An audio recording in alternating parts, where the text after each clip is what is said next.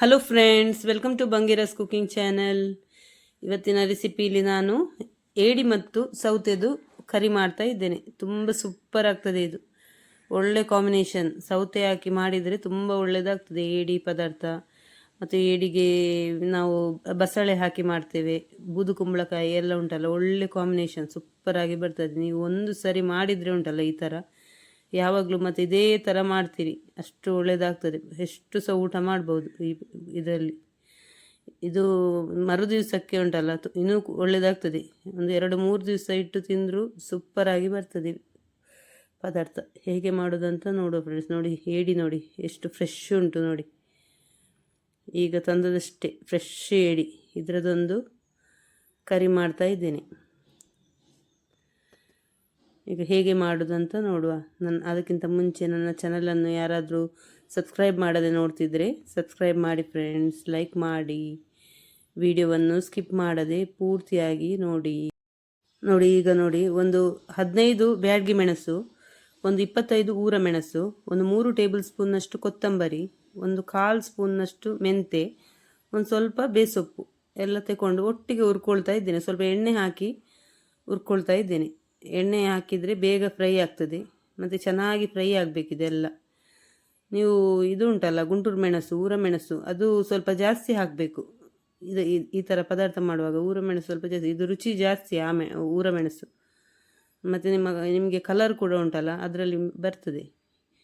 ಈ ಬ್ಯಾಡಗಿ ಮೆಣಸು ಹೆಚ್ಚು ಹಾಕಿದರೆ ಕಲರ್ ಕೆಂಪಾಗ್ತದೆ ಪದಾರ್ಥ. ಊರ ಮೆಣಸು ಸ್ವಲ್ಪ ಜಾಸ್ತಿ ಹಾಕಿದರೆ ಕಲರ್ ಸ್ವಲ್ಪ ಯೆಲ್ಲೋಯಿಶ್ ಬರ್ತದೆ, ತುಂಬ ಒಳ್ಳೆಯದಾಗ್ತದೆ, ರುಚಿ ಕೂಡ.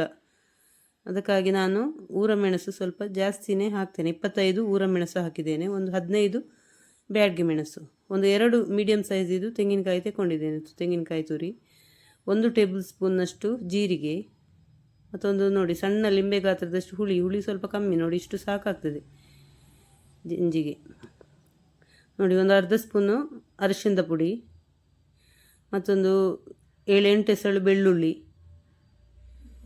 ಒಂದು ದೊಡ್ಡ ನೀರುಳ್ಳಿ ತಗೊಂಡಿದ್ದೇನೆ, ಕಟ್ ಮಾಡಿ ಹಾಕ್ಕೊಂಡಿದ್ದೇನೆ.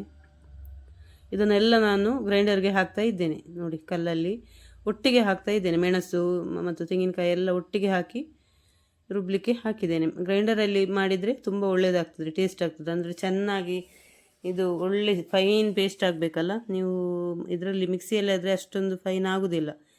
ಅದಕ್ಕೆ ಚೆನ್ನಾಗಿ ಇದಾಗಬೇಕದು, ನೈಸಾಗಿ ಬರಬೇಕು ಮಸಾಲ. 2 ಮೀಡಿಯಮ್ ಸೈಜ್ ತೆಂಗಿನಕಾಯಿ ತಗೊಂಡಿದ್ದೇನೆ. ನಮಗೆ ಹೆಚ್ಚಾಗಿ ಒಂದು ತೆಂಗಿನಕಾಯಿದು ಇದು ಮಾಡೋದು. ಆದರೆ ಈ ಥರ ಜಂಜಿ ಈ ಥರ ಪದಾರ್ಥ ಎಲ್ಲ ಮಾಡುವಾಗ ಉಂಟಲ್ಲ, ತುಂಬ ಮಕ್ಕಳು 2 ಸಾರಿ ಬ್ಯಾಟಿಂಗ್ ಆಗ್ತದೆ. ಹಾಗಾಗಿ ಮಕ್ಕಳಂತಲ್ಲ, ದೊಡ್ಡವರು ಕೂಡ ತುಂಬ ಒಳ್ಳೆಯದಾಗ್ತದೆ ಜಂಜಿ ಮತ್ತು ಸೌತೆ. ಒಮ್ಮೆ ಟ್ರೈ ಮಾಡಿ ನೋಡಿ ಫ್ರೆಂಡ್ಸ್, ಈ ಥರ ಪದಾರ್ಥ ತುಂಬ ರುಚಿಯಾಗ್ತದೆ. ನೋಡಿ, ಈ ಥರ ಕೈಯಿಂದ ಈ ಥರ ನಾವು ಒಳಗೆ ಇದು ಮಾಡ್ತಾ ಇರಬೇಕು. ಆಗ ಬೇಗ ನಿಮಗೆ ಇದಾಗ್ತದೆ, ಸಣ್ಣ ಆಗ್ತದೆ, ಬೇಗ ಫೈನ್ ಆಗಿ ಪೇಸ್ಟ್ ಆಗ್ತದೆ. ಇದು ಚೆನ್ನಾಗಿ ಇನ್ನು ಇದಾಗಲಿ, ಗ್ರೈಂಡ್ ಆಗಲಿ ಅಷ್ಟರಲ್ಲಿ. ನೋಡಿ, 2 ಸೌತೆ ತಗೊಂಡಿದ್ದೇನೆ ನಾನು. ಇದನ್ನು ಕಟ್ ಮಾಡಿ ಇಟ್ಕೊಂಡಿದ್ದೇನೆ. ನೋಡಿ, ಈ ಥರ ಕಟ್ ಮಾಡಿಕೊಂಡು ಇಟ್ಕೊಂಡಿದ್ದೇನೆ 2 ಸೌತೆಯನ್ನು. ಇದನ್ನು ಬೇಯಲಿಕ್ಕೆ ಹಾಕ್ತಾ ಇದ್ದೇನೆ. ನಾನು 2 ಸೌತೆ ತಗೊಂಡಿದ್ದೇನೆ ಇದರಲ್ಲಿ. ಅಂದರೆ ನನಗೆ ತರಕಾರಿಗೆ ಸ್ವಲ್ಪ ತೆಗಿಲಿಕ್ಕೆ ಉಂಟು, ವೆಜ್ಜಿಗೆ ಸ್ವಲ್ಪ, ಅದಕ್ಕಾಗಿ 2 ಸೌತೆ ಬೇಕಾಗ್ತದೆ. ನೋಡಿ, ನೀರೆಷ್ಟು ಬೇಕು ನೋಡಿ ಹಾಕಬೇಕು ಬೇಯಲಿಕ್ಕೆ.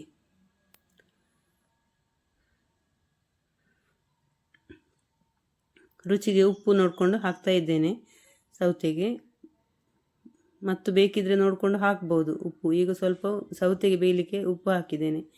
ಒಂದು 2 ಟೊಮೆಟೊವನ್ನು ಕಟ್ ಮಾಡಿ ಹಾಕ್ಕೊಂಡಿದ್ದೇನೆ. ಇದನ್ನೀಗ ನಾನು ಒಲೆಯಲ್ಲಿ ಬೇಯಲಿಕ್ಕೆ ಇಟ್ಟಿದ್ದೇನೆ. ಇದನ್ನು ಚೆನ್ನಾಗಿ ಬೇಯಬೇಕು, ಸೌತೆ ಚೆನ್ನಾಗಿ ಬೇಯಬೇಕು. ಮುಚ್ಚಿಡ್ತಾ ಇದ್ದೇನೆ ಚೆನ್ನಾಗಿ ಬೇಯಲಿ ಅಂತ ಹೇಳಿ.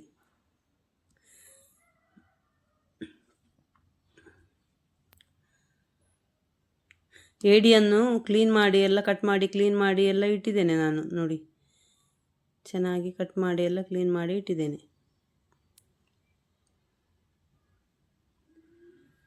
ನೋಡಿ, ಬೇಯ್ತಾ ಉಂಟು. ಸೌತೆ ಬೇಯ್ತಾ ಉಂಟು, ಚೆನ್ನಾಗಿ ಬೇಯಬೇಕು. ನೋಡಿ ಈಗ ಬೆಂದಿದೆ ನೋಡಿ ಸೌತೆ. ನಾನು ಇದರಲ್ಲಿ ಸ್ವಲ್ಪ ಸೌತೆಯನ್ನು ಬೆಂದ ಮೇಲೆ ಈಗ ತೆಗಿತಾ ಇದ್ದೇನೆ. ಅಂದರೆ ನಮಗೆ ವೆಜ್ಜಿಗೆ ಸ್ವಲ್ಪ ಬೇಕು, ಮಸಾಲೆ ಕೂಡ ಅದರಿಂದ ಸ್ವಲ್ಪ ತೆಗೆದು ನಾನು ವೆಜ್ಜಿಗೆ ಹಾಕ್ತೇನೆ. ಹಾಗಾಗಿ ನೋಡಿ ಈಗ ಏಡಿಯನ್ನು ಇದಕ್ಕೆ ಹಾಕಲಿಕ್ಕೆ ಉಂಟು. ನಾನು ಸೌತೆ ತೆಗೆದಿದ್ದೇನೆ ಸ್ವಲ್ಪ. ಈಗ ಏಡಿಯನ್ನು ಹಾಕ್ತೇನೆ ಇದಕ್ಕೆ.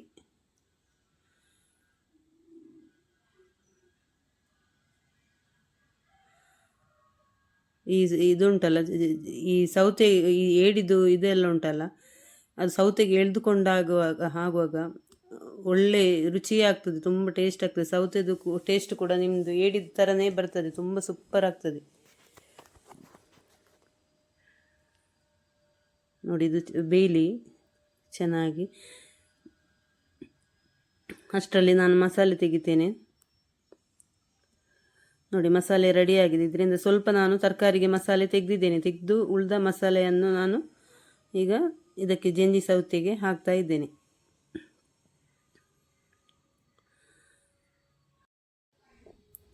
ಇದು ಜಂಜಿ ಉಂಟಲ್ಲ, ನೀವು ಇದು ಸೌತೆ ಬೆಂದ ಮೇಲೆ ಜಂಜಿ ಹಾಕ್ತಿರಲ್ಲ, ಜಂಜಿ ಹಾಕಿದ ಮೇಲೆ ಡೈರೆಕ್ಟ್ ಮಸಾಲ ಹಾಕ್ಬೋದು. ಯಾಕಂದರೆ ಜಂಜಿ ಬೇಯಲಿಕ್ಕೆ ಏನು ತುಂಬ ಹೊತ್ತು ತಗೊಳ್ಳೋದಿಲ್ಲ, ಈ ಮಸಾಲದೊಟ್ಟಿಗೆ ಬೇಯ್ತದೆ. ನಾನಂದರೆ ಮಸಾಲೆ ಎಲ್ಲ ತೆಗೆದು ರೆಡಿ ಮಾಡುವಷ್ಟು ಹೊತ್ತು ಬೇಯಲಿ ಅಂತ ಹೇಳಿ ಏಡಿಯನ್ನು ಬಿಟ್ಟದು ಬೇಯಲಿ ಅಂತ ಹೇಳಿ ಅಷ್ಟೇ. ಇಲ್ಲದಿದ್ದರೆ ಏಡಿ ಮತ್ತು ಮಸಾಲ ಒಟ್ಟಿಗೆ ಹಾಕಿ ಕುದಿಸ್ಬೋದು, ಏನು ತೊಂದರೆ ಇಲ್ಲ. ಬೇಗ ಬೇಯ್ತದೆ. ಒಟ್ಟಿಗೆ ಮಸಾಲೆ ಎಲ್ಲ ಹಾಕಿ ಒಟ್ಟಿಗೆ ಹಾಕಿದರೆ ರಪ್ಪ ಬೇಯ್ತದೆ. ಸೌತೆ ಬೇಯಲಿಕ್ಕೆ ಮಾತ್ರ ಸ್ವಲ್ಪ ಹೊತ್ತು ತಗೊಳ್ತದೆ, ಅದಕ್ಕಾಗಿ ಸೌತೆಯನ್ನು ಮೊದಲೇ ಬೇಯಲಿಕ್ಕೆ ಇಡೋದು. ಉಪ್ಪೆಲ್ಲ ನೋಡಿ ಕರೆಕ್ಟಾಗಿ ಹಾಕಿ. ನೋಡಿ ಈ ಟೈಮಲ್ಲಿ ಉಪ್ಪೆಲ್ಲ ಹಾಕ್ಬೋದು. ನಾನು ಉಪ್ಪೆಲ್ಲ ಹಾಕ್ಕೊಂಡೆ. ಉಪ್ಪು ಎಲ್ಲ ಕರೆಕ್ಟ್ ಹಾಕಿದರೆ ಆಯಿತು. ಇದು ಚೆನ್ನಾಗಿ ಕುದೀಲಿ, ಮಸಾಲ ಚೆನ್ನಾಗಿ ಕುದಿಬೇಕು. ನೋಡಿ ಕುದೀತಾ ಉಂಟು ನೋಡಿ. ತುಂಬ ನೀರು ಕೂಡ ಮಾಡಬೇಡಿ, ಮಸಾಲ ಹದವಾಗಿ ಮಾಡಬೇಕು. ತುಂಬ ನೀರಾದರೂ ಕೂಡ ಒಳ್ಳೆಯದಾಗೋದಿಲ್ಲ.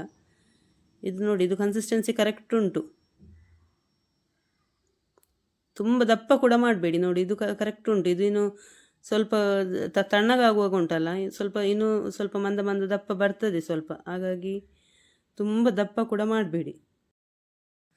ನೋಡಿ ಎಷ್ಟು ಚೆನ್ನಾಗಿ ಬಂದಿದೆ ನೋಡಿ, ಕಲರ್ ನೋಡಿ ಎಷ್ಟು ಚೆನ್ನಾಗಿ ಬಂದಿದೆ ಅಂತ.